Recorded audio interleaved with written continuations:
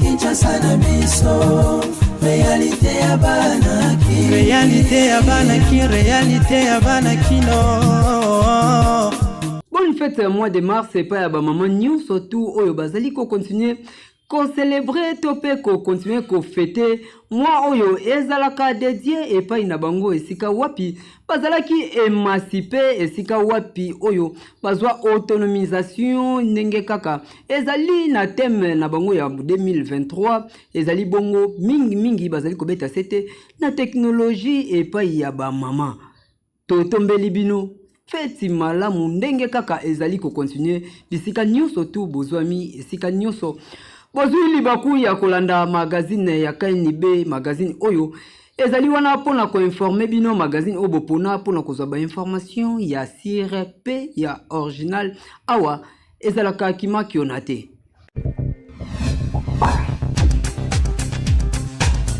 67e session ya condition ya basi oyo ezalaka mingi pona makambo etali ba mama etali makambo ya bana basi esala makabongo na New York ba pays oyo bazali membre ya Nations Unies bangonde bazalaka kuna basanganaka esika wapi bakeni kosolola ba makambo etali basi lokola tozali na mois de mars esika wapi RDC ezali représenté et pas ya ministre ya genre famille et enfant madame Gisèle Ndaya ba détail tolanda na reportage oyo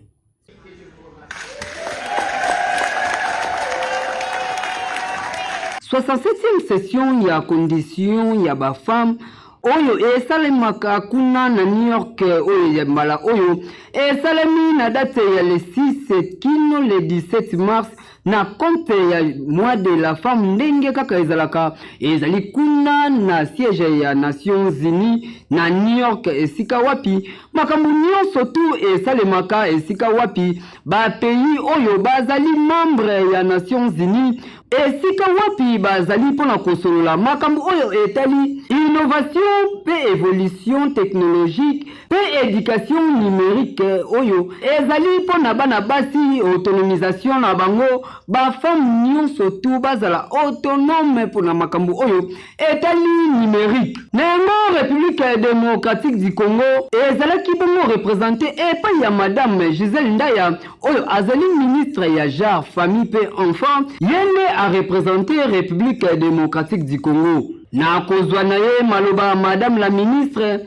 a souhaité kotindika to pe ko pousser ba femme na meilleur renforcement ya performance économique to pe ko pousser bango na ba capacité oyo e koki kosala ite mwasi azala autonome pe a lutter contre la pauvreté madame la ministre azamaki maloba te kolobela situation sécuritaire ya Est République démocratique du Congo kuna na réunion ngo esika wapi ba commission ebele balobelaki condition ya ba femme ya Nations Unies oyo ezali organe intergouvernemental ezalaka dédié exclusivement na promotion pe égalité ya ba sexe kasi mingi ezalaka pona autonomisation ya bana basi. Délégation monene ya Conseil de sécurité à Nations Unies et qui awa na République démocratique du Congo pour la kosala évaluation na ya insécurité oyo ezali korenye kuna na Est République démocratique du Congo kasi ba détail tolanda na reportage oyo ndenge nini elekaki. Délégation oyo ya Nations Unies bazalaki awa na République démocratique du Congo pona ko confirmer ndenge nini makambo ezali koleka na Est République démocratique du Congo kasi après kosolola na chef de l'État Félix Antoine Tshisekedi Tshilombo bakitaki bongo na Goma esika wapi population ayambaki bango avec impact na idéologie na banzembo na mabina komona ete ba sauver baye na mabele na bango kasi après ba constant ebele oyo basalaki kuna réunion monene eki kosalema pona ko confirmer soutien oyo Kigali ezali na yango na sima ya ba N23 bango nde bazali koseme désordre awa na Est ya République démocratique du Congo kasi représentant ya délégation abetaki sete na koyebisa na Kigali batika kosoutenir M23 po mokili mobimba esi eyebi ete ezali Rwanda nde azali na nsima ya badesotre oyo ezali na este ya République démocratique du Congo. Mission na bango esilaki mokolo ya lundi avec impact na idéologie esika wapi bazongi mpona bakende kopesa rapport epai ya bato batindaki bango. Nenge mokili mobimba eyebi ete Rwanda nde azali na nsima ya insécurité oyo ezali korenye kuna na est ya République démocratique du Congo azali kotinda ba M23 bamenansaka te mpe baseme insécurité trouble na partie est ya RDC. Na yango président Joao Lorenzo oyo azali médiateur ya ba accord oyo esalamaki kuna na Rwanda kuna na Nairobi kasi Rwanda azali koboya ko respecter ye na batu na ye basinyaki cessez-le-feu kasi bazali koboya kotika est ya République démocratique du Congo. Ba détail tolanda na reportage oyo. Ba accord oyo ya cessez-le-feu basinyaki yango depuis longtemps. Ezali ba accord oyo ezali na cadre ya ba négociation oyo esalamaka na Nairobi pe na Angola esika wapi Joao Lorenzo azali ko jouer rôle ya médiateur entre Kinshasa pe Kigali. Kasi ya mutuya esengeli te bakino lelo oyo banda babanda kolobaki cessez-le-feu banda ba M23 bandima ko signer ke ba ko libérer est ya République démocratique du Congo. Kino lelo oyo eloko moko te ezali ko salema ezali ko prouver te bazali ata na volonté moko te ya kotika est ya République démocratique du Congo libre. Nango epesi Joao Lorenzo décision ya kotinda ba militaire angolais kuna na Nord Kivu ya République démocratique du Congo ezali ba accord pe autorisation oyo gouvernement ya République démocratique du Congo apesi bongo na Angola po kimia tope intégralité ya République démocratique du Congo ezala toujours conserver ezala toujours garder population ya kote kuna ba vivre na kimia nyonso. Nango esengeli koyeba kimutema mabe ya Paul Kagame monani na miso ya bato pe ba pays voisins et komi kopesa bango kanda esika wapi ba komi kozwa ba décision ya lolenge na lolenge contre Rwanda pona kaka ko batela pays oyo ezali innocent pays oyo ezali ata na problème moko te kasi bazali ko provoquer et pays ya ba voisins na ye pona kaka ba richesse topé bomengo oyo nzambe akinela République démocratique du Congo et botela bango likunya epai ya ba voisin kasi ezali pele ba voisin mususu bazali mitema malamu oyo bazali ko soutenir République démocratique du Congo.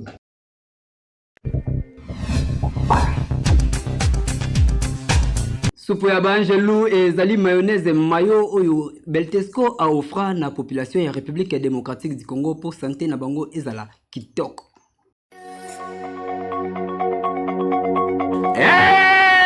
Mayonnaise mayo ezali mayonnaise kitoko pimbo esalami pona mabota nyonso mayonnaise mayo bazali kobenga yango na Kinshasa supu ya banjelu. Beltesco a éliminé une fois de plus comme Omesano qualité à produit kitoko babengi mayonnaise mayo. Tala to éliminé une fois de plus mayonnaise ya 1 litre na ba yango mayonnaise ya ma famille oyo kangisa masolo. Mayonnaise mayo esengeli koyeba ke ekoki ko accompagner bino tangu ya ba petit déjeuner na bino to pe ba repas en famille. Papa, mama, elenge mwasi, elenge mobali, tala soki basengi yo mayonnaise konyokwa mana yo lisusu te kende kaka mbala moko loba na boutique ozali koluka nde mayo yango bomona kaso ozali kotambola Kinshasa to Kongo mba bali kokoma poulet mayo yango ezali mayonnaise oyo donc polia soso ya kitoko esengeli kaka mayonnaise mayo na ba supermarché partout au kokuta yango avec un partenaire idéologie toujours Gouya kitoko elengi na munoko mokili mobimba esepela na Gouya mayo polia taba kotumba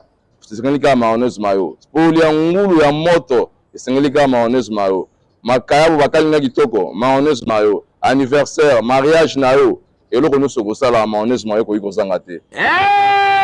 Beltesco asala kama sekite Beltesco mokonzi ya ba produit ya qualité botala bamemeli bana ya RDC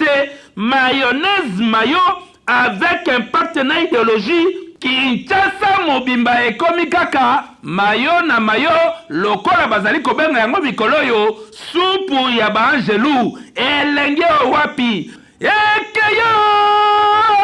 oui.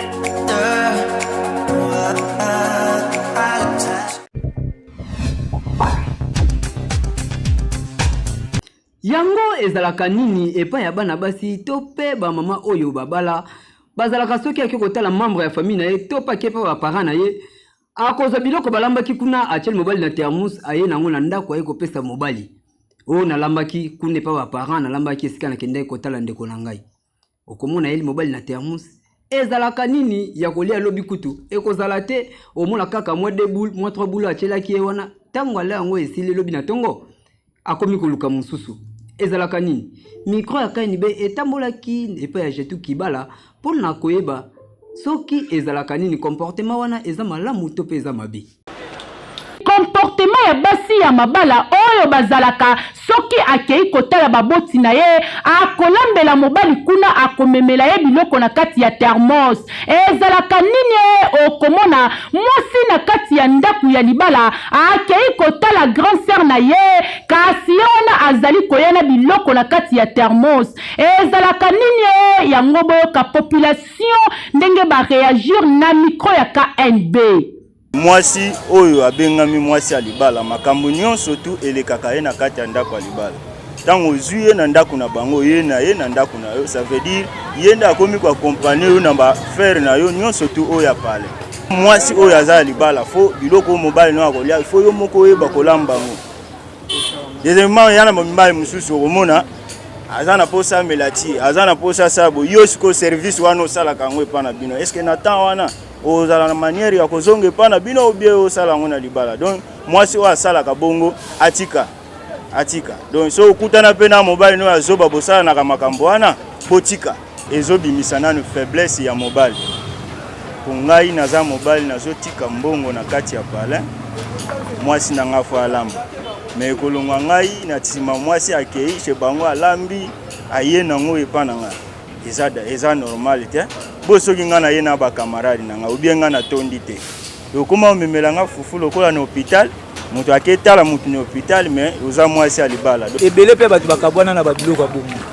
yo yaki ndako ya libala yo yaki teke esa mosusu ke yo yaki ndako ya libala yo yaki teke yo banda kokende kolamba epa na bino te yo yaki ndeke balongole epa na bino oye epa ya mutu okomi kodépendre par rapport ya mutu eza hôpital te oza mosusu ke bamemela mutu biloko ke kuna olambi epa na bino oye kotina ndako mobali alie biloko wana ya propre te papa neti ngai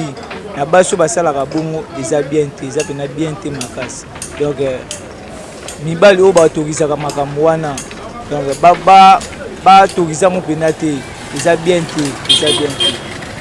soki pena ke yo moto olanda ngai osalaka bongo otika mpona eza bien te mpona ngai soki mobali ke eza mosusu première fois na remarke déjà pour deuxième fois na sepula te donc conseil na kopesa pena basi wana pena donc balambaka na ndako balongole epa na yo mama balongole epa na baye na wana ndako ya libala mpona osokipe na makambo nyonso ati o motu oyo alongolo wana ifo bongisela nano mobali biloko na ndako avobima esika bala yo oyo retina respect ntango olambeli ete obimi okepa famille na yo donc eza kwa sabotage moko boye soit toza na posa libala te donc eza yama kitoko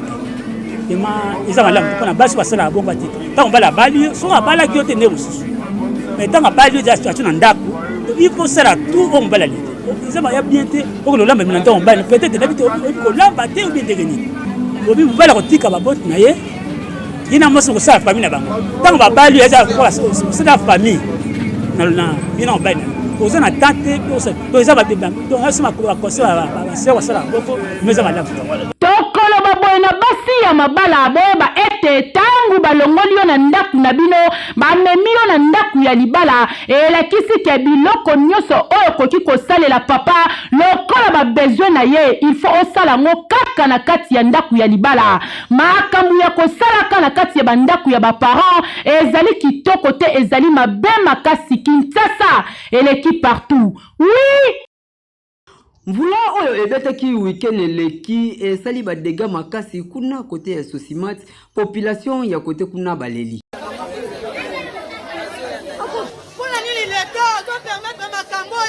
bitongatonga oyo bakongole bazali koyoka te kotonga ti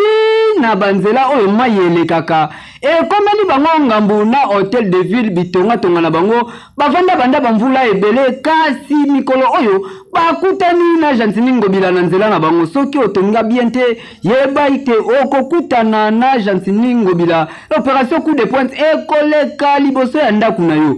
Awa tozali kote ya Sosimat esika wapi batu batonga mabe mvula moko ute ikoleka awa mai ekotela batu na ndaku ponzela mai ya kokende ezali te kongole moko azwa na ye odasi ya kokanga balabala mai ezanga moye ya kotambola. Na yango leta azwaki décision ya kobanda kobuka babitonga nyonso tu oyo batu batonga na banzela batu bakanga banzela ya mai kobanda Sosimati kino 24 novembre leta asali musala kuna ya kobandaka kobuka bitonga kuna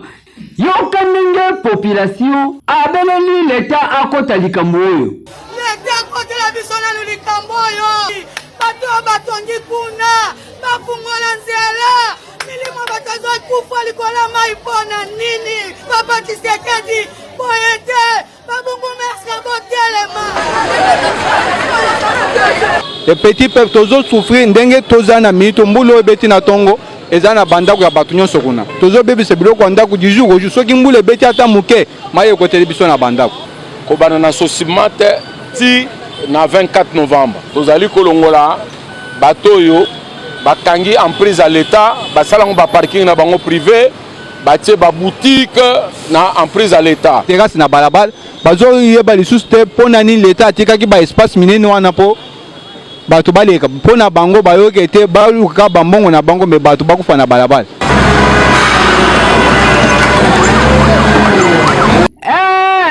Ezali koyoka te yeba ete hotel de ville ezali na nzela na yo yeba ete leta azali kotambola misu na ye ezali ekenge kolandela mutu nyonso tu atonga bien te mutu nyonso tu oyo azali kotia baninga na difficulté yeba okokutana na hotel de ville opération coup de pointe eza na nsima na yo Kinshasa eleki partout. Oui.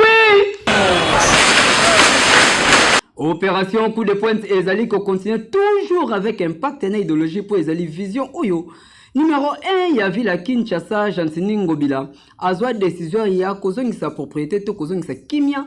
pour la population ya Kinshasa na yango batelemelaki makambo oyo ezali ya nuisance sonore pa ya batu nyonso tu babar oyo ezalaka na cité kotia makelele population moye batanga bien ezali te bana moye ba réfléchir malamu ezali te ba récalcitrant ba kutanaki pe na madame Laetitia o aza contrôlaka environnement na nzela na bango. Opération coup de pointe ezali ko continuer avec un partenaire idéologie wana ezali décision na ye azwati lelo a ko changer yango ata mukete ba récalcitrant to pe bateti bozo kutana pena oya bino mokolo ya samedi opération oyo madame Laetitia azalaki wana na terrain pona kokanga babari nyonso tu oyo bani koyoka te na communiqué euti koleka oyo bapekisaki na babar kocha ba makelele makasi kasi ye atambolaki na équipe mobimba esika wapi babafle bamixer babiloko oyo etiaka makelele na babar nde bakangaki epai ya barecalcitrant oyo batikalaki koyoka te kasi madame Laetitia oyo azali kotala makambo etali environnement alobi ete mosala oyo bakobanda kokontinue yango kaka oyo ozali teti yo oyo oyokaka te okokutana na hotel de ville na nzela na yo kino aseke bokoyoka Kinshasa il faut population ba vivre na kimia population bazwa moya ya kotengisa bana po bandako oyo ezalaka pembeni ya babar bana bazwaka lisu te kotanga te na place ya kotanga bango wala bazali koyemba na bango banze mozali kobeta na babar Kinshasa eleki partout bo réclamaki bolobaki bazo punir kaka ba o ba empiété topé ba o ba sali ba construction anarchique mais ba o ba pesi autorisation tozotika. Je pense que bon moni na ba réseau suspension ya ba to ba pesa ki mikanda alors que mon konzi na biso ville à Kinshasa Jantini Ngobila mbaka pekisaki yango toza vraiment engagé il y a ko benda mato ya tous les niveaux pour na mitindo pour eso pesama topé ba texte et ça la respecté par biso moronano et population pe asala lolenge wana. Jamais rata awana KNB TikTok ezali momesano na biso lelo ingénieur Agapé Kachama a proposé le bisoni. Frère, kozwa mwasa malamu epesa mela moto nyonso te. Kozwa mwasa kitoko epesa mela mobali nyonso te. So ozi mwasa malamu, ozi mwasa kitoko yeba obatela ye. De biloko esala ete mwasi azala à l'aise pa mobali. Ya liboso eloko liboso sala mwasa za liboso aza malamu pa mobali eza ko se sentir que mobali wana linga ye. So mwasa so sentir ko linga ye ando sentir toujours ka esengone esengo pa ozano malamu. Ya mibale eza ko eba okabela mwasi. Pesa mwasi mbongo. Ko inanga te pesa pena mwasi mbongo. Oh na bandeli koloba pesa ka mwasi mbongo. Mwasa linga mbongo. Ozalaki ebele ya kolanda KNB News ya mokolo lelo nazalaki na esengo ya ko présenter bino magazine ya mokolo na lelo pona ebi bozalaki ebele bisika nyonso pona kolanda magazine oyo bomesana pona kozwa ba information ya sir tokutani bongo mikolo ezali koya magazine